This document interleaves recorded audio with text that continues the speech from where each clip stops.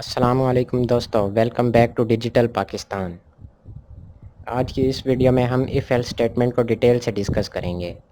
अगर आपने अभी तक हमारे चैनल को सब्सक्राइब नहीं किया तो सब्सक्राइब के बटन को प्रेस करें और साथ ही बेल आइकन को भी प्रेस करें ताकि हमारी अगली आने वाली वीडियोज़ आप तक पहुँच सकें।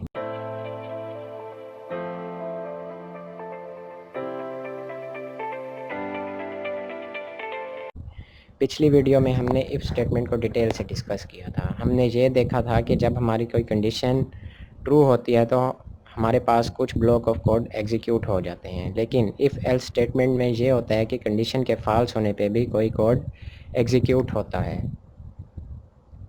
इफ़ एल्स स्टेटमेंट में हमारे पास होता ये है कि हम इफ़ के साथ एल्स पार्ट भी दे देते हैं कि अगर हमारी कंडीशन फॉल्स हो जाए तो हमारा कोड फिर भी एग्जीक्यूट हो, लेकिन वो कोड कोई भी हो सकता है। लाजमी नहीं है कि वो कोड वही हो जो इफ़ कंडीशन में हो। वो कोड हम अपनी तरफ से कोई भी दे सकते हैं। उस कोड में हम यूज़र से सीन भी ले सकते हैं, कोई स्क्रीन पे आउटपुट भी दे सकते हैं, कुछ भी हो सकता है उस कोड में। इफ़ और इफ़ एल्स में फ़र्क ये है कि उसमें सिर्फ कंडीशन के ट्रू होने पर कोड एग्जीक्यूट होता है और इफ़ एल्स में कंडीशन के फॉल्स होने पर भी कोई ना कोई कोड एग्जीक्यूट ज़रूर होता है। इसका सिंटैक्स देखेंगे तो मज़ीद हमें ये अच्छी तरह से समझ में आ जाएगा कि इफ़ एल्स किस तरह से यूज़ होता है और किस तरह हम इसे प्रोग्राम में यूज़ करते हैं। सबसे पहले हम इफ़ लगाते हैं, उसके बाद हम कंडीशन देते हैं और अगर कंडीशन ट्रू होने पर हमने जो कोड एग्जीक्यूट करवाना होता है वो हम इफ़ के बाद दे देते हैं। इसके बाद हमारे पास आता है एल्स पार्ट। एल्स पार्ट में हम वो कोड देते हैं जो कंडीशन के फॉल्स होने पर एग्जीक्यूट होना चाहिए। इसमें हमारे पास दो ब्रांचेस होती हैं, एक कंडीशन के ट्रू होने पर एग्जीक्यूट होती है और एक कंडीशन के फॉल्स होने पर एग्जीक्यूट होती है। हम इसका सिलेक्शन स्ट्रक्चर देख लेते हैं कि किस तरह से ये काम करता है। सबसे पहले हमारी कंडीशन चेक होती है। अगर हमारी कंडीशन ट्रू हो तो इफ़ के बाद हमने जो कोड दिया होता है, जो स्टेटमेंट दी होती हैं, वो एग्जीक्यूट होती हैं।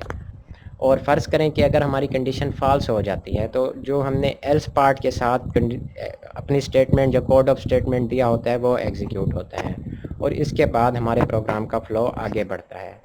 हम इसे एक छोटे से प्रोग्राम में यूज़ करके देखते हैं कि इफ़ एल्स स्टेटमेंट किस तरह से यूज़ होती है। हम एक ऐसा प्रोग्राम बनाते हैं जिसमें हमने यूज़र से एक नंबर लेना हो और हमने चेक करना हो कि क्या वो नंबर 5 पे डिवाइड हो सकता है या नहीं हो सकता। अगर वो 5 पे डिवाइड होता हो तो हमने स्क्रीन पे प्रिंट करना है नंबर इज़ डिविजिबल बाय 5, और अगर वो 5 पे डिवाइड ना होता हो तो हमने प्रिंट करना है number is not divisible by 5। आप इसकी मदद से कोई भी अपनी मर्ज़ी का प्रोग्राम बना सकते हैं। ये इसकी एक आम सी एग्ज़ाम्पल है जो हम इस प्रोग्राम में डिस्कस करेंगे। तो शुरू करते हैं अपना प्रोग्राम।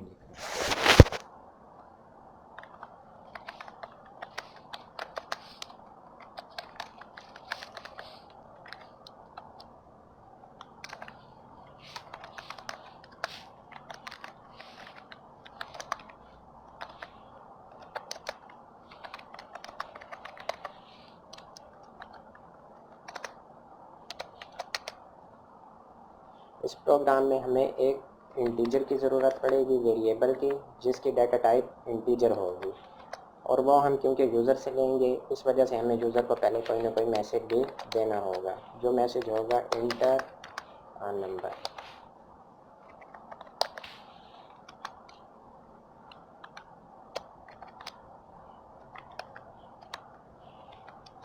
And L. इस प्रोग्राम में आप देख रहे हैं कि हमने एंड एल यूज़ किया है। एंड एल हम अपने कर्सर को अगली लाइन में लाने के लिए यूज़ करते हैं। एंड एल और बैक स्लैश एन में कोई भी डिफरेंस नहीं है, बस इतना सा फ़र्क है कि एंड एल को हम सी आउट स्टेटमेंट के साथ यूज़ करते हैं और जो हमारी बैक स्लैश एन होती है उसे हम अपने इन्वर्टेड कॉमास यानी कि उसे हम अपनी स्टेटमेंट के अंदर, यानी कि जो हमने कोड लिखना होता है उसी के अंदर ही हम उसे लिखते हैं, लेकिन इनका काम एक ही होता है कि कर्सर को ये अगली लाइन में ले आते हैं।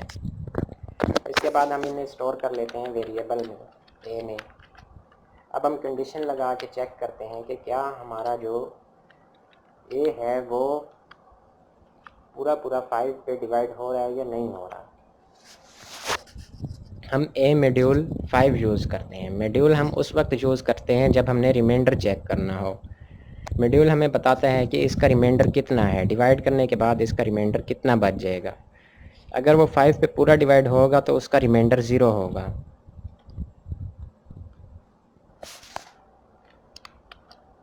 अगर रिमाइंडर 0 होगा तो हमने स्क्रीन पे प्रिंट करना है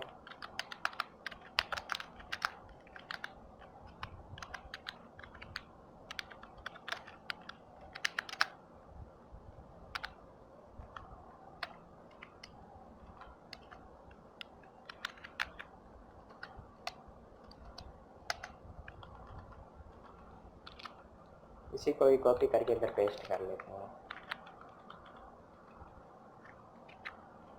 और इसमें बस नोट का इजाफा कर लेते हैं।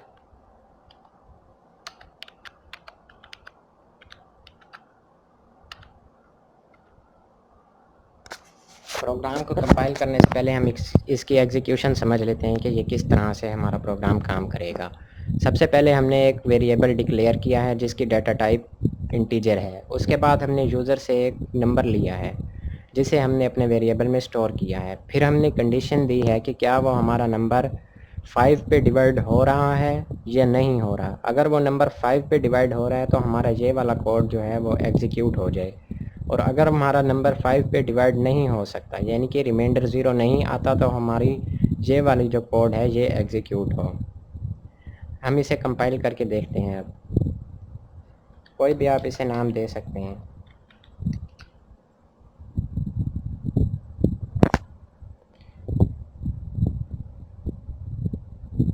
इधर सेमीकोलन नहीं लगाया, सेमीकोलन लगा के देखते हैं। हमारा प्रोग्राम सक्सेसफुली कंपाइल हो गया है। अब हम इसे रन करते हैं।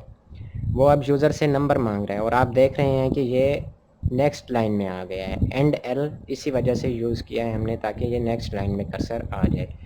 फ़र्ज़ करें कि यूज़र ने नंबर एंटर किया है 50, तो प्रोग्राम हमें आउटपुट दे रहा है नंबर इज़ डिविजिबल बाय 5, कि हमारा नंबर जो है वो 5 पे डिवाइड हो रहा है। जब कंडीशन ट्रू हुई तो ये कोड एग्जीक्यूट हो गया। अब हम एक ऐसा नंबर लिखते हैं जो 5 पे डिविजिबल नहीं है, यानी कि हमारी कंडीशन फॉल्स हो, जिसके साथ number is not divisible by 5। Condition के ट्रू होने पर हमारा ये कोड एग्जीक्यूट हुआ और कंडीशन के फॉल्स होने पर हमारा ये वाला कोड एग्जीक्यूट हो गया। हमारा इफ़ एल्स स्टेटमेंट प्रोग्रामिंग में इसीलिए यूज़ होती है कि अगर हमने कोई ऐसी कंडीशन लगानी हो जिसमें हमारे पास कंडीशन के ट्रू होने पर भी कोई कोड एग्जीक्यूट हो और कंडीशन के फॉल्स होने पर भी कोई कोड एग्जीक्यूट हो, तो इसके लिए हम इफ़ एल्स स्टेटमेंट को यूज़ करते हैं।